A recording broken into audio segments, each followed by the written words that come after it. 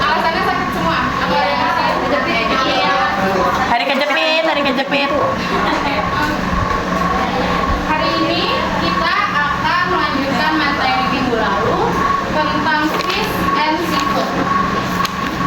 Sebelumnya kita review dulu materi minggu lalu. Ada yang masih ingat atau ada yang masih kalian hafal tentang ikan?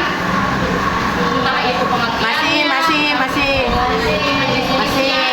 Masih banget. Yang kalian ketahui tentang ikan apa aja? Hidup di air. Yes. Punya insang. Bernapas pakai paru-paru.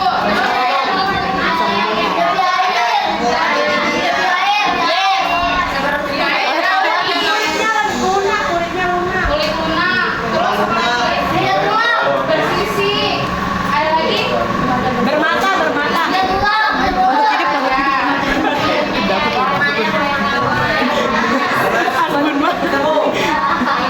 Oke. Jadi pengertian ikan adalah ikan atau biasa disebut fish diartikan sebagai binatang berdarah dingin yang hidup di air dan bernafas dengan insang. Ikan dikelompokkan menjadi dua. Yang pertama ada finfish dan shellfish. Finfish adalah ikan berkulit lunak dan shellfish adalah ikan berkulit keras atau yang biasa kalian ketahui itu kerang-kerangan ya, cangkangnya. Benar. Itu yang disebut kelompok Shellfish. shellfish. Kemudian Next. ikan diklasifikasikan dalam berbagai jenis. Yang pertama itu klasifikasi berdasarkan asalnya atau habitatnya. Yang pertama ada ikan air asin atau ikan laut ya. Di PPT ini ditampilkan ikan air asin. Contoh-contohnya yang pertama ada ikan layur, lalu ada ikan tuna, ada ikan kembung, dan yang terakhir ada ikan barona. Kemudian klasifikasi berdasarkan habitatnya yang kedua adalah ikan air tawar. Contoh-contohnya yang pertama ada gurame, ada nila, lalu ada bluegill dan walleye. Khusus untuk bluegill dan walleye itu adalah ikan yang tidak ada di perairan Indonesia. Next. Kemudian klasifikasi yang kedua adalah ikan berdasarkan kandungan lemaknya. Berdasarkan kandungan lemak dibagi menjadi tiga. Yang pertama ada landfish. Landfish ini adalah ikan tak berlemak atau sedikit lemak ya. Lemaknya hanya sekitar 2%. Lalu yang kedua ada medium fat fish. Ini adalah ikan yang lemaknya sedikit atau sedang ya. Kandungan lemaknya berada di sekitar 2-5%. Untuk landfish dan medium fat fish, biasanya kandungan lemaknya itu paling banyak terkandung di dalam hati ikan.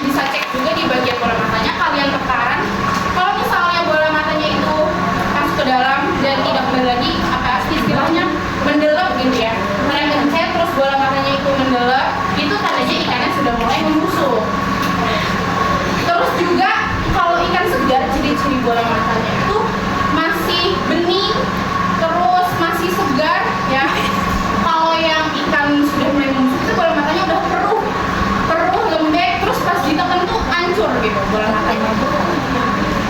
Lalu aromanya juga masih aroma yang masih segar, tidak bau amis, tidak bau busuk, seperti itu.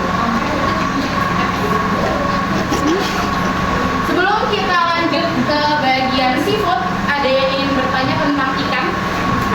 Aku mau nanya. Boleh. Kan ikan ada berdasarkan dari air asin dan air tawar. Dari air asin dan air tawar. Nah, ada nggak sih perbedaan fisik atau bau gitu dari tempat dia tinggal? Ya. Oke.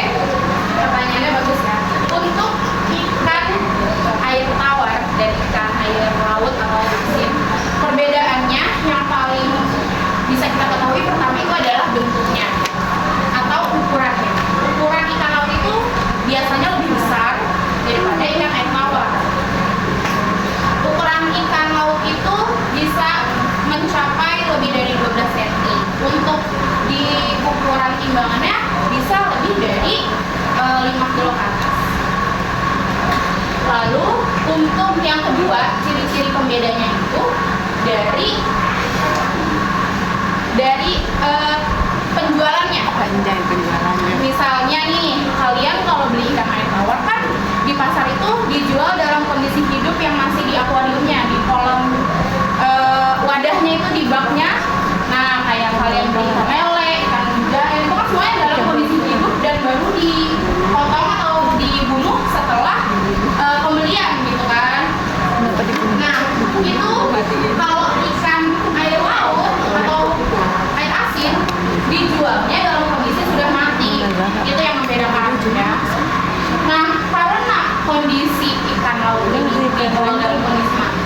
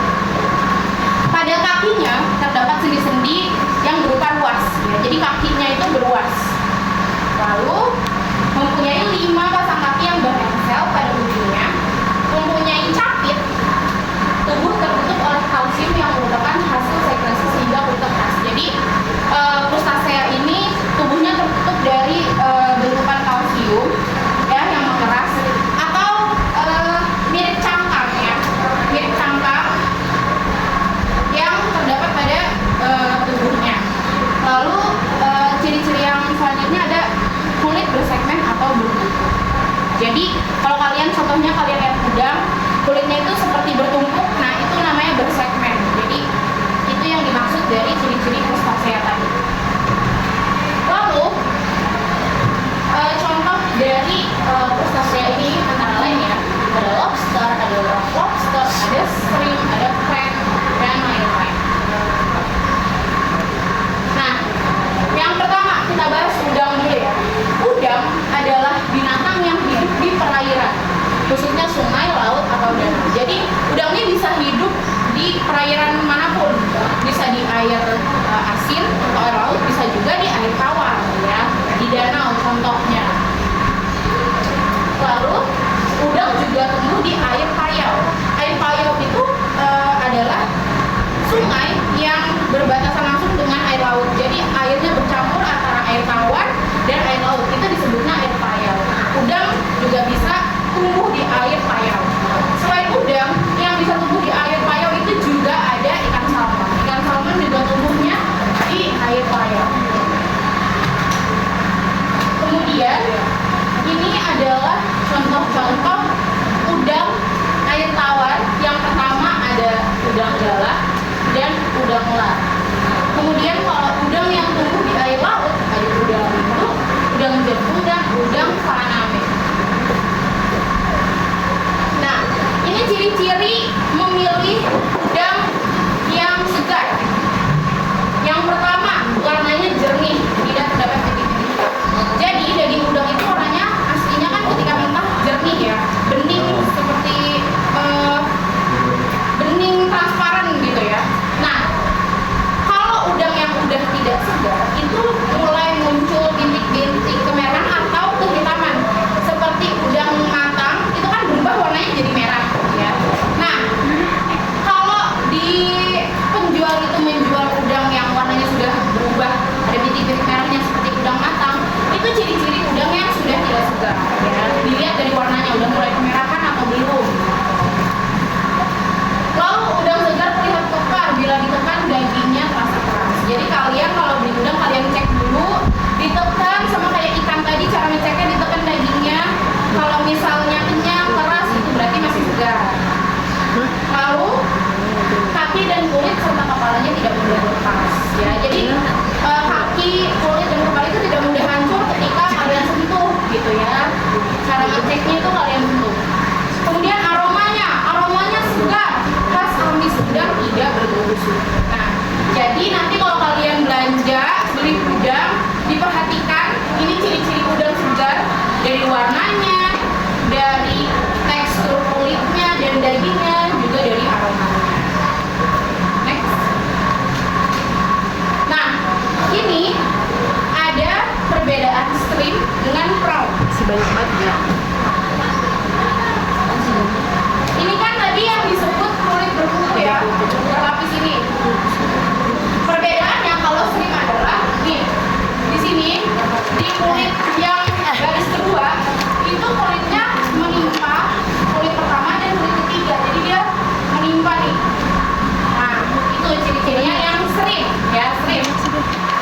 Lalu kalau yang prawn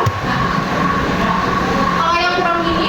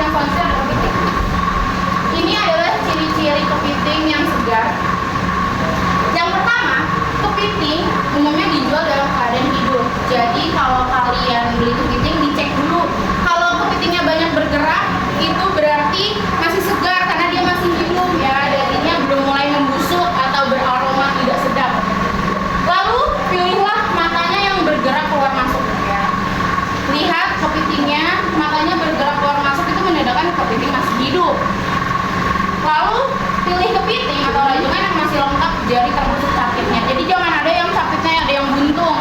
Itu berarti dagingnya sudah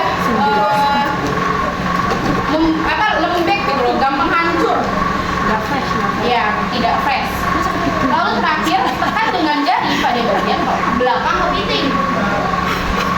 Nih, bagian belakang ini kalian ngeceknya itu kalian tekan. Nah, kalau misalnya terasa keras berarti itu kualitas dagingnya itu yang gemuk ya, yang baik dan isi dagingnya banyak. Kalau ternyata kita di prank gimana? Terakhir ada lobster. Lobster adalah hewan bercangkang keras yang hidup di air asin, memiliki 2 capit yang besar. Dan untuk memilih lobster yang segar, dilihat dari antena yang bergerak dan cangkangnya yang menggerak. Jadi antena lobster ini kalau masih bergerak itu kan tandanya masih hidup, itu berarti dagingnya masih segar. Dan dilihat dari cangkangnya masih mengkilap atau tidak. Next. Nah, ini adalah teknik penyimpanan untuk ikan dan seafood. Yang pertama, disimpan dalam pecahan es. Ya, contohnya ini. Seperti kalian lihat di supermarket, ikan-ikan yang dipajang di etalase itu. Nah, itu kan ada es, pecahan es di bagian bawahnya. Nah, itu teknik penyimpanannya. Yang kedua, penyimpanan dalam alat pendingin atau refrigerator. Kalian biasanya nyebutnya kulkas ya, kulkas yang bagian bawah. Nah, itu disimpan dalam suhu minus 1 sampai dengan 1 derajat Celcius. Yang ketiga, penyimpanan dalam freezer atau beku. Penyimpanan freezer ini disimpan dalam suhu minus 18 derajat Celcius. Selanjutnya ada teknik pengawetan. Teknik pengawetan ini ada berbagai macam cara ya. Gimana Yang umum dilakukan ini ada 3 cara. Pengawetan ikan segar dilakukan dengan pendinginan. Tadi yang sebelumnya disebutkan tadi, pendinginan, pembekuan di freezer, lalu pengeringan. Pengeringan entah dengan cara dijemur atau di dehidrator dengan mesin dehidrator. Lalu pengasapan, lalu pemindangan ya, ikan pindang yang biasa kalian lihat di pasar. Nah, itu salah satu teknik untuk mengawetkan ikan. Dan pengalengan. Pengalengan itu contohnya ikan sarden ya, di dalam kaleng. Lalu yang kedua, teknik dengan menggunakan bahan-bahan kimia. Contohnya penggarangan dan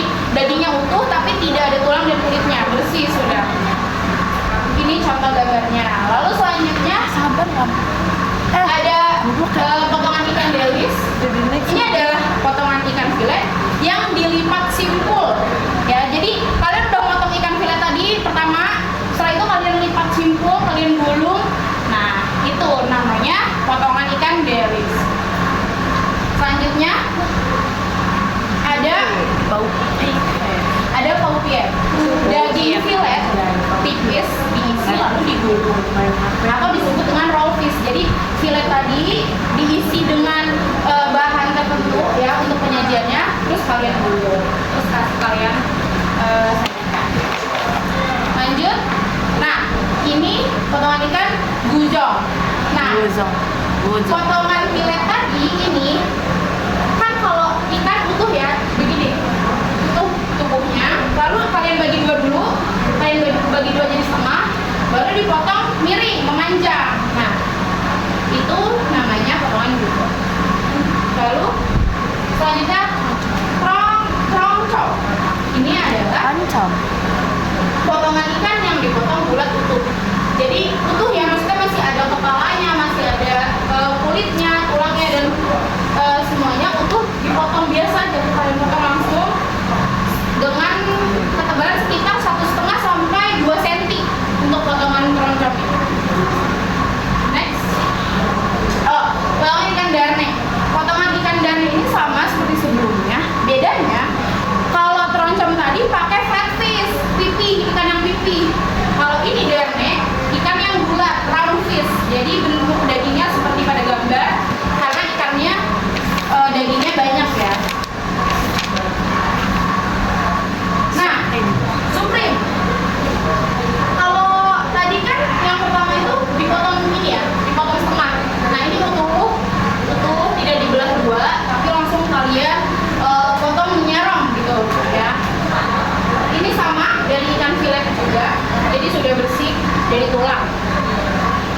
Next. Nah, ini potongan ikan butterfly.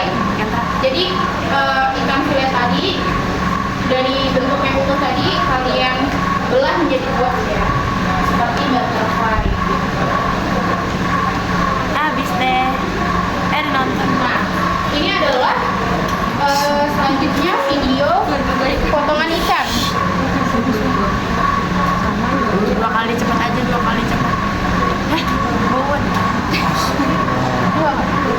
Dia namanya di dalam video itu. Hasilnya doang. Ya. Nah, buat sahabat ketemu. Ini potongan darne ya. Contoh potong ikan jenis potongan darne. Nih, jenis ikannya diperhatikan kalau darne pakai round fish yang bulat ya, jangan ikan yang pipih, ikan yang bulat. Jadi dia tebal dagingnya.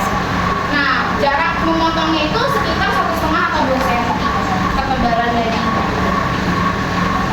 Nah, ini bentuknya. Lalu keroncong tadi ingat ya, ikannya flat fish, ikan pipih. Beda dengan darne tadi. Nah, ini langsung kalian potong ya dari kondisi ikan utuh ya. Langsung dipotong, ketebalannya sama seperti sebelumnya, 1,5 sampai 2 cm. Anjay, nasi padang.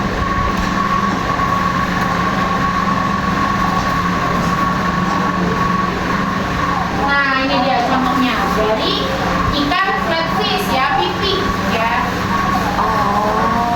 Nah, ini contohnya dari Yang video dah. lalu filet. Nah, filet ini memisahkan dari tulang dan kulit. Kalau filet, kalian mulai memotongnya itu tidak perlu dibuang sisiknya dulu. Jadi dalam kondisi ikan utuh, kulitnya masih ada sisiknya. Lalu kalian potong bagian dagingnya mulai dari belakang, mulai dari bagian ekor, dipotong filet, lanjut sampai hingga kepala ya.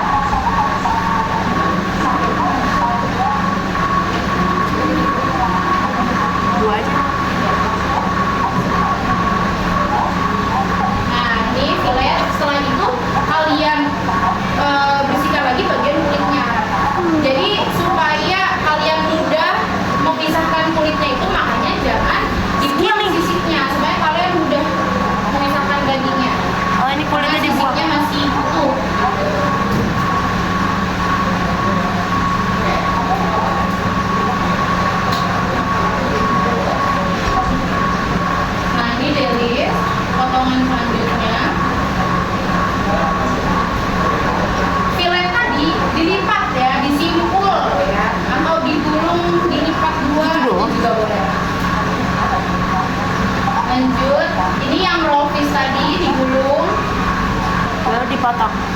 Nggak dipotong, langsung ditaruh Digoreng. dikasih tusuk gigi biasanya untuk supaya tetap tergulung. Nah, menghadap Kiblat, atas gitu. menghadap kiblat.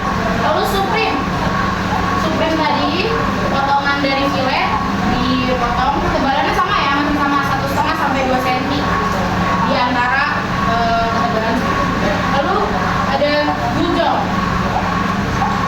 Nah, gujong tadi kan setengah dari ikan utuh dipotong setengah gitu loh, baru pakai kiris gitu. Ya, itu tadi teknik pemotongan ikan, jenis-jenis potongan ikan.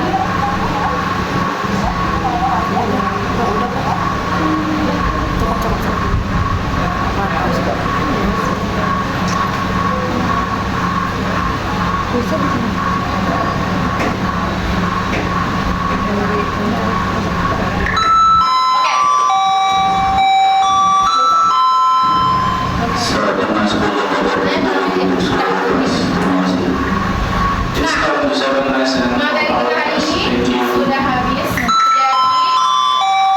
hari ini kita belajar tentang ikan, klasifikasi ikan, cara memilih ikan yang segar ya. Kemudian ada juga jenis potongan ikan. Lalu untuk seafood, klasifikasi seafood juga kita belajar. Lalu kemudian jenis-jenis kerang-kerangan tadi kita juga ada. Lalu yang terakhir cara memilih seafood yang segar. Oke, Ibu mau kuis? Boleh, boleh. Akan ada reward untuk yang bisa menjawab. Boleh 2 orang ya. Yang pertama, Kok 2 sih? 3 lah. Sabar, sabar. Sabar. Gue dulu ya. Yang pertama, sebutkan klasifikasi tentang ikan. Ada apa aja tadi? Berdasarkan apa aja? Ayo.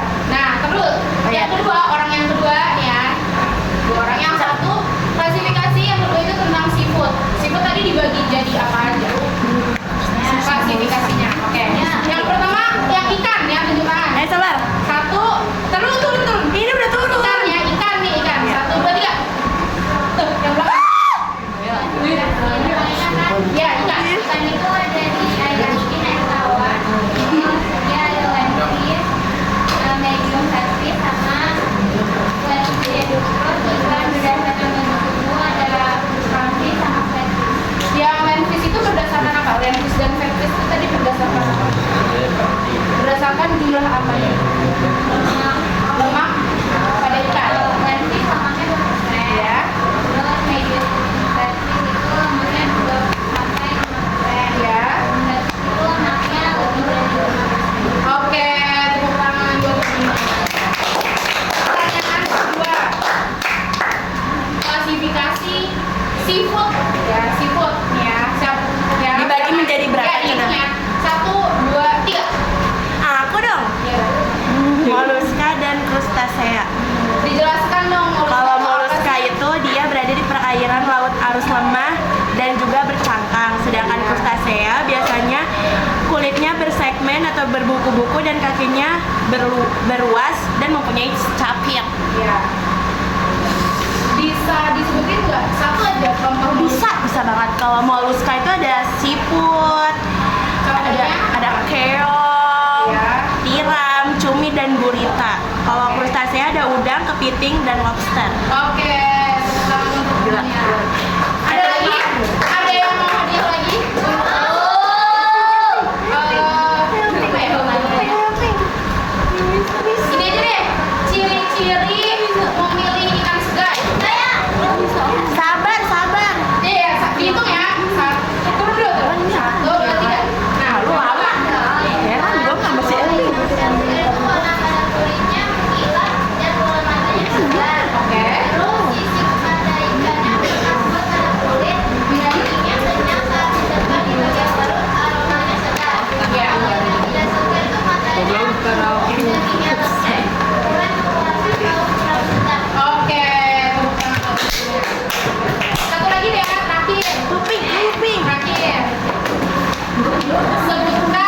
tiga